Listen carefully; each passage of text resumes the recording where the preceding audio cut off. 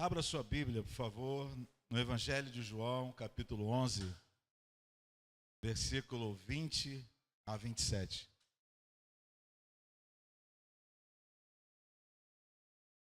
O tema da mensagem de hoje é: nunca é tarde para Deus. Amém? Repete comigo: nunca é tarde para Deus.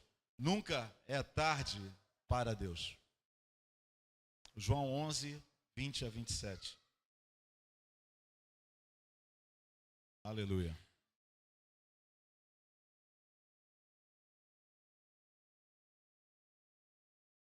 Diz assim a palavra de Deus: ouvindo, pois, Marta que Jesus vinha, saiu-lhe ao encontro.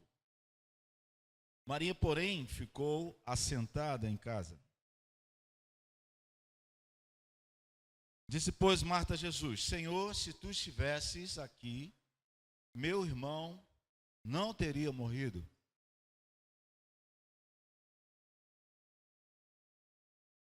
Mas também agora sei que tudo quanto pedires a Deus, Deus te concederá. Disse-lhe Jesus: teu irmão há de ressuscitar. Disse-lhe Marta: eu sei que há de ressuscitar na ressurreição do último dia. Disse-lhe Jesus: eu sou a ressurreição e a vida. Quem crê em mim, ainda que esteja morto, viverá. E todo aquele que vive e crê em mim, nunca morrerá. Crê tu isso? Disse-lhe ela: sim, Senhor, creio que tu és o Cristo, o Filho de Deus, que havia de vir ao mundo. Amém? Feche os seus olhos. Pai, me coloco diante de ti e te peço uma graça e uma unção para ministrar nessa noite aquilo que está no seu coração, Pai. Aquilo que tu já ministraste ao meu coração. Que eu sirva agora como canal para transmitir a sua palavra. E que haja transformação, que haja mudança nessa noite. Que milagres aconteçam nessa noite. É a oração que eu faço em nome de Jesus. Aleluia, aleluia, glória a Deus. Amém. Entenda uma coisa, irmãos. Uma única palavra de Deus, ela pode mudar a sua vida. Uma única palavra de Deus. Então, entenda que a nossa fé, ela deve ser alimentada pela palavra.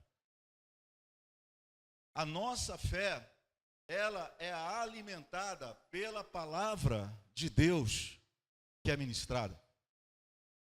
Então entenda uma coisa: a sua fé, ela precisa ser alimentada. Quando você não alimenta a sua fé, os problemas crescem. É uma proporção inversa. Se você não alimenta a sua fé, os problemas crescem. Então é importante que os nossos ouvidos estejam atentos para aquilo que Deus está falando. É importante, Jesus, frequentemente ele falava assim, quem tem ouvido para ouvir, ouça. Porque a gente precisa ouvir a palavra do Senhor com o nosso espírito. Por quê? Jesus falou assim: palavras que eu vos falo são espírito e vida. Então a fé nada mais é do que uma resposta do seu espírito à palavra que é ministrada. Isso é fé. É uma resposta do seu espírito à palavra de Deus. Isso é fé. Então a gente precisa alimentar a nossa fé, porque quanto mais forte era a nossa fé, maior vai ser a ação de Deus na minha vida e na sua vida. Quantos podem crer? Digam amém. Aleluia. Então a nossa vida deve ser seguida por milagres. Porque não há limites para aquele que crê. Quando Jesus nos chamou, ele nos chamou para andar em fé. Então andar por fé é andar não pelos olhos naturais, mas é caminhar em cima da palavra. Isso é viver por fé. É caminhar em cima da palavra. Então Deus quer nos levar a um nível maior de fé. Deus quer nos levar a um entendimento maior da sua palavra. Então esse texto fala de um grande milagre que aconteceu, que foi a ressurreição de Lázaro. E você vai perceber que por causa desse milagre, esse milagre foi o estopim para que Jesus fosse morto e fosse crucificado. Você lê o texto, você vai entender que a partir desse milagre que Jesus ressuscita Lázaro, os escribas, os fariseus, os sacerdotes da época deliberaram mesmo oficialmente em matar a Jesus. Foi depois desse grande milagre que ele fez. Então, Lázaro era irmão de Maria, de Marta, como vocês já conhecem, e ele adoeceu e morreu. E o versículo 20 fala que, ouvindo, pois, Marta que Jesus vinha, saiu ao encontro. Ou seja, Jesus foi avisado que Lázaro estava doente. Só que Jesus demorou no local onde ele estava. E quando Jesus chegou na casa de Marta e Maria, Lázaro já havia morrido. Mas havia um propósito nisso. Na verdade, ele não só havia morrido, como já estava há 4 dias morto. É interessante, por que 4 dias? Porque havia uma crença no meio dos judeus religiosos que o espírito da pessoa ficava até o 3º dia próximo ao corpo. Alguns judeus criam nisso, que até 3 dias após a morte, o espírito da pessoa ficava ali. Então Jesus, para quebrar aquela tradição dos judeus, ele ressuscitou a Lázaro no 4º dia. Porque Jesus conhecia essa tradição dos judeus. Então esse texto fala de um grande milagre. Fala que quando Jesus está chegando, está escrito que Marta foi correndo em direção a Jesus, mas Maria ficou assentada. É muito interessante isso, porque Maria era quem tinha mais fé do que Marta. E eu entendo uma coisa, quem tem mais fé é quem pode descansar mais. Enquanto Marta saiu afobada à procura de Jesus, Maria ficou sentada. Se você for ler no Evangelho de Lucas, quando Jesus visita a casa de Marta e Maria, fala que Maria estava distraída com muitos serviços. Marta estava distraída com muitos serviços e Maria chegou aos pés de Jesus e se lançou aos pés de Jesus e ouvia Jesus. E agora, durante uma situação muito difícil, Marta é a primeira que sai correndo ansiosa para procurar Jesus. Você pode entender essa relação?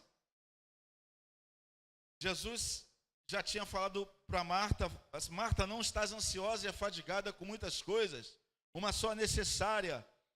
Maria escolheu a boa parte, a qual não lhe será tirada. Então aquela que era mais ansiosa durante uma adversidade, um problema, é a primeira a sair correndo para se encontrar com Jesus. E Maria, aquela que já tinha se lançado aos pés de Jesus e ouvia as palavras de Jesus, diz que ela ficou em casa. E isso não está à toa aqui no texto, esse detalhe. Nada na Bíblia está escrito de forma desnecessária. Então fala que Marta sai correndo ao encontro de Jesus e Maria fica assentada em casa. Marta era ansiosa. Ela foi a primeira a se levantar. Maria aguardou Jesus a chamar. Então Marta chega para Jesus e fala: Jesus, se tu estivesses aqui, meu irmão não teria morrido. Ela cobra de Jesus. Se você ler o texto, entrar no texto, você vai entender que essa atitude de Marta foi uma atitude de cobrar Jesus. Ela questiona a atitude de Jesus de não ter chegado a tempo e do irmão ter morrido. Então, a atitude de Maria era uma atitude de gratidão, a atitude de Marta foi uma atitude de cobrar do Senhor. Maria descansou em Deus, Maria descansou, sabe, porque ela conhecia o Mestre, e ela sabia que o Mestre tinha poder para ressuscitar, e ela sabia que a vontade do Mestre seria perfeita e a melhor. Por isso ela descansou. Marta não. Marta, ela foi ansiosa. Marta, ela cobrou de Jesus. Você vai perceber que ela não cria que de fato Lázaro poderia ser ressuscitado. Que quando Jesus chega para Marta e fala, Lázaro, seu irmão, irá ressuscitar. O que ela responde? Ela fala assim, eu sei, Senhor, que ele irá ressuscitar no último dia. Ela, na verdade, ela não cria que Jesus podia ressuscitar Lázaro. Ela não tinha fé. Porque a ansiedade é o oposto da fé. Quanto maior o nível de ansiedade do nosso coração, menor é o nível de fé do nosso coração. Então aqui a gente vê duas pessoas que ilustram bem duas atitudes que a gente pode ter em relação a Deus. Um coração ansioso, que não crê, que não confia, que não descansa, ou um coração que confia, que tem fé, que descansa. Então uma das coisas que eu entendo em relação a ter fé é descansar em Deus. Você só vai poder entender o que Jesus quis dizer lá em Mateus 6, em relação a não andeis ansiosos a respeito da vossa vida, quanto ao que há vez de comer, beber ou vestir, se a gente tiver fé, irmãos. Porque se a gente for olhar isso com a lógica natural e humana, é difícil. Você concorda comigo? Jesus não falou que a gente deve cruzar os braços, não foi isso, mas ele falou que por mais que a gente faça, por mais que a gente trabalhe, a nossa confiança, a nossa fé deve estar em Deus. É o que diz o Salmo 127, né? Que fala que se o Senhor não edificar a casa, em vão trabalham os que edificam. Se o Senhor não guardar a cidade, em vão vigia a sentinela. Então, esse salmo fala disso, dessa confiança, de mesmo que a gente faça a nossa parte, a gente crê e confia que Deus está nos respaldando, e que se a mão dele não estiver sobre as nossas vidas, se o favor dele não estiver sobre as nossas vidas, se a graça dele não estiver sobre as nossas vidas, nada pode acontecer. Então Deus quer nos levar, irmãos, a esse nível de fé, que a gente possa confiar que a vontade dele é a perfeita vontade, que a vontade dele é boa vontade, que a vontade dele é agradável.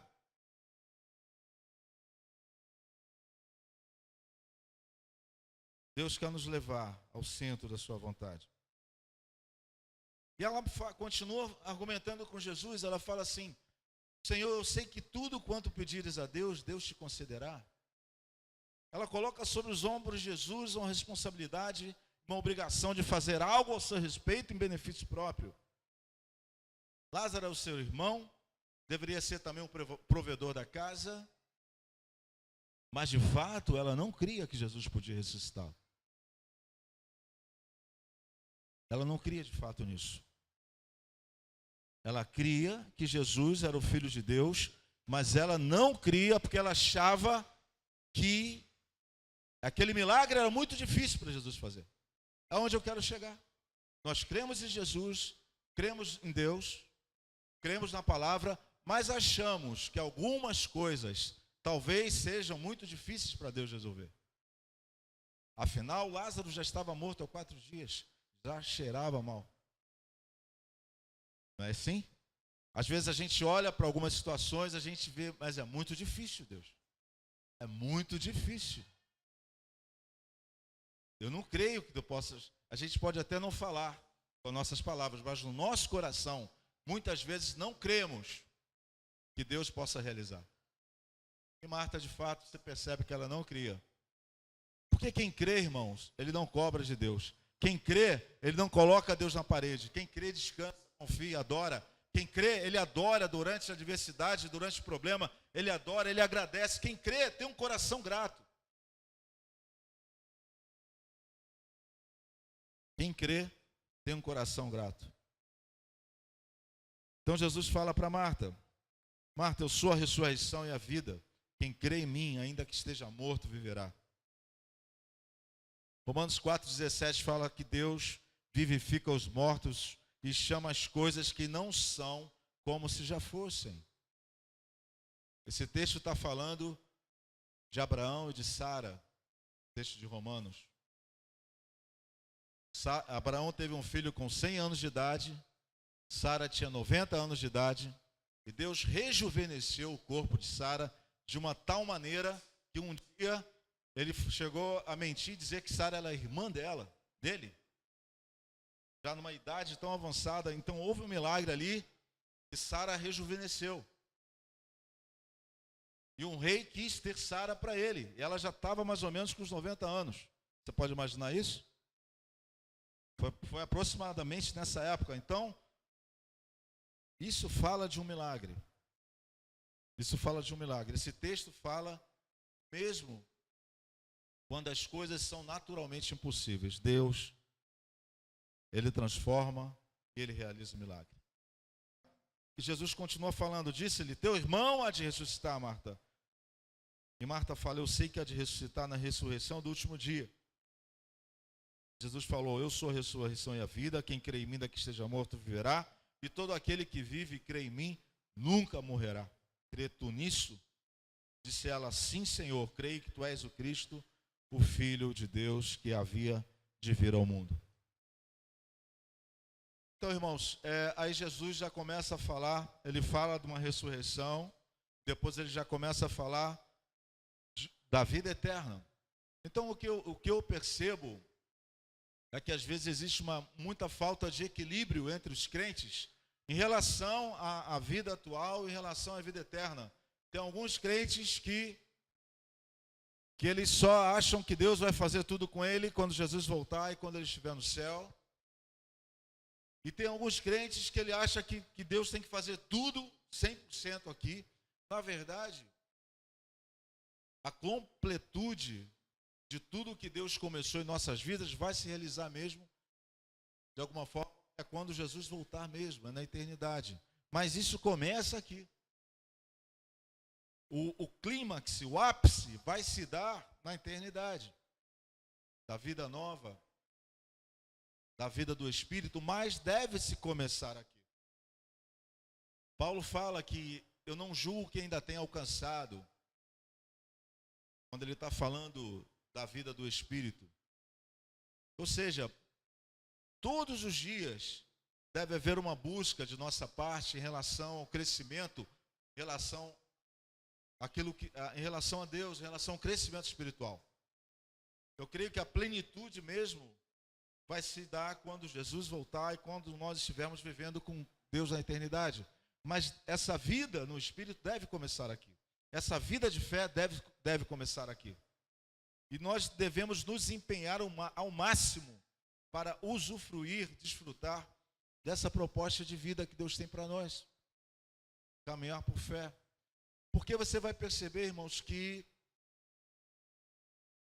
a Bíblia fala que sem fé é impossível agradar a Deus. Na verdade, ter uma vida de fé não é uma opção. É porque não existe outra forma. Não é que você tenha essa opção de escolher andar por fé ou não. Não existe outra forma. A partir do momento que você escolheu viver uma vida cristã, a partir do momento que você decidiu caminhar com Deus, andar por fé não é uma opção. Não existe outra maneira de nós nos aproximarmos. Esse texto fala de um poder grande que foi liberado por Deus através da vida de Jesus para trazer Lázaro de volta para a vida. Não existe, irmãos, outra maneira de trazer uma pessoa para a vida, Deus, para a vida espiritual, se não for através do poder do Espírito Santo. Então, existem hoje muitas pessoas que estão como Lázaro. Quando Jesus bradou, Lázaro, saia para fora. Lázaro saiu cheio de ataduras, preso. Existem muitas pessoas hoje estão amarradas, presas. Aquilo que eu falei no início, elas não alimentaram a sua fé ao ponto de que os problemas da vida, do dia a dia, sufocaram a sua vida espiritual. Então Deus hoje nos chama, sabe, para quebrar as nossas amarras. O Espírito Santo hoje nos chama para quebrar, sabe, soltar as nossas amarras, soltar as nossas algemas, aquilo que prende a mim e a você, sabe, de caminhar junto ao propósito pelo qual Deus nos chamou. Só um poder da ressurreição, só o poder de Jesus, sabe, pode tirar alguém de uma vida espiritualmente morta para trazer. Isso é um milagre. O que aconteceu com você, o que aconteceu comigo, foi um milagre. É o milagre da ressurreição. Porque nós estávamos mortos. Como Lázaro estava fisicamente, nós estávamos mortos. Todos nós. E o poder do Espírito Santo nos trouxe vida. E a vida de Jesus está dentro de nós. Mas essa vida precisa ser alimentada através da palavra.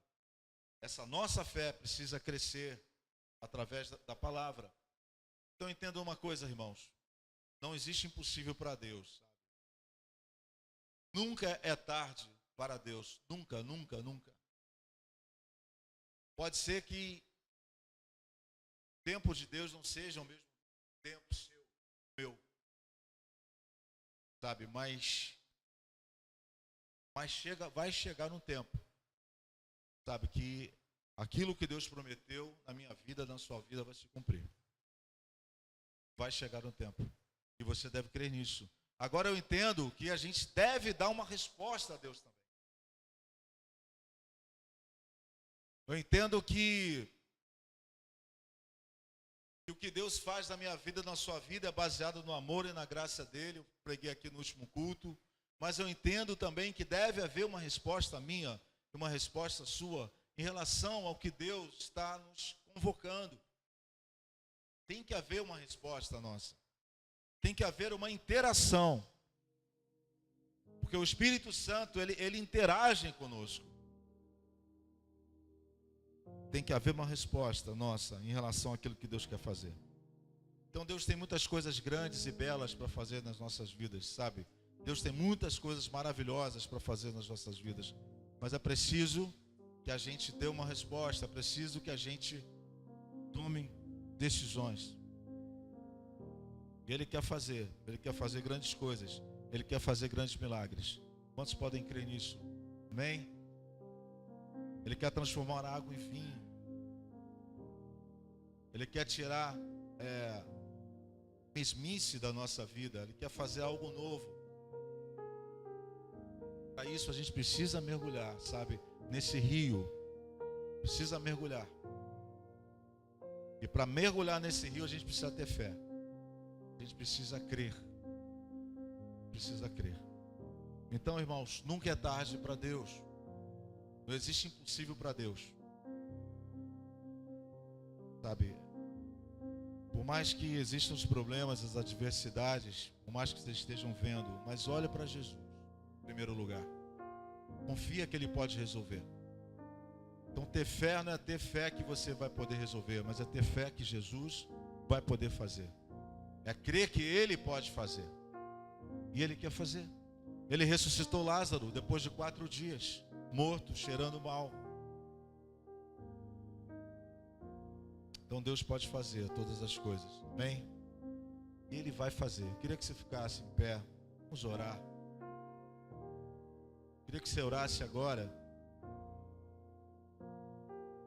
Coloca diante de Deus. Eu não sei qual é o problema que está afligindo você. Vamos colocar diante de Deus.